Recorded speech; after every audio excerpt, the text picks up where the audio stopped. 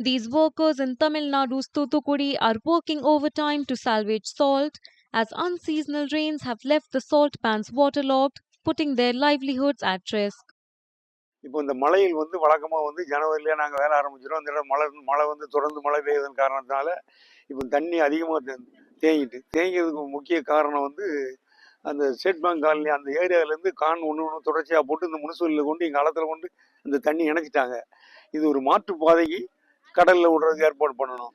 ரெண்டாவது இந்த தண்ணினால எங்களுக்கு தொழில் இப்போதைக்கு பண்ண முடியல.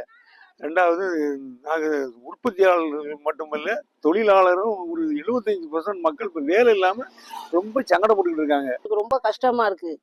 3 மாசம் ஆயிட்டு நாங்கள் 1 ரூபாய்க்கு உப்பு எடுக்க முடியல. எங்கள் பொம்பளைகளுக்கு சரியா வேலை இருக்க மாட்டேங்குது. கவர்மெண்ட் கொடுக்குற காசும் 5000 ரூபாய் எங்களுக்கு ஏறல. எங்களுக்கு அந்த நிவாரண ரூபா வரணும்.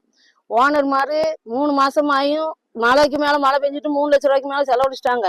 எங்களுக்கு வேலை கிடைக்க மாட்டேங்குது. இந்த கவர்மெண்ட் தான் எங்களுக்கு ஏதாவது நிவாரணம் பார்த்து கொடுக்கணும்.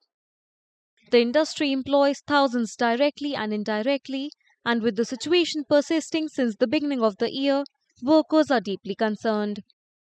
இதில் 25,000க்கு மேற்பட்ட நிலங்களில் 50,000க்கு மேற்பட்ட தொழிலாளர்கள் நேரடியாக வேலை செய்கிறாங்க. மறைமுகமாக 1 லட்சம் பேருக்கு மேலே இந்த உப்பள தொழிலை நம்பி இருக்காங்க. இதில் பார்த்தீங்கன்னா இன்றைக்கி தொடர்ச்சியான மழை, இன்னும் மழை இருக்குன்னு சொல்லியிருக்காங்க. வானிலையில் சொல்லியிருக்காங்க, மழை இருக்குன்னு சொல்லியிருக்காங்க. அதனால் உற்பத்தியாளர்களும் மழை எதிர்பார்த்து இருக்காங்க. ஏற்கனவே ஜனவரியில் உப்பு எடுத்துருவாங்க. உப்பு போன பொங்கலோட பல பேர் உப்பு எடுப்பாங்க. ஆனால் இந்த வருஷம் அது இல்லை. இன்னைக்கு பிப்ரவரி மாதம் வேலை ஆரம்பித்து இந்த பிப்ரவரி கடைசியில் மழை வந்துட்டு இன்னும் பார்த்தீங்கன்னா மழைக்கான அறிகுறி இருந்துக்கிட்டு தான் இருக்கு.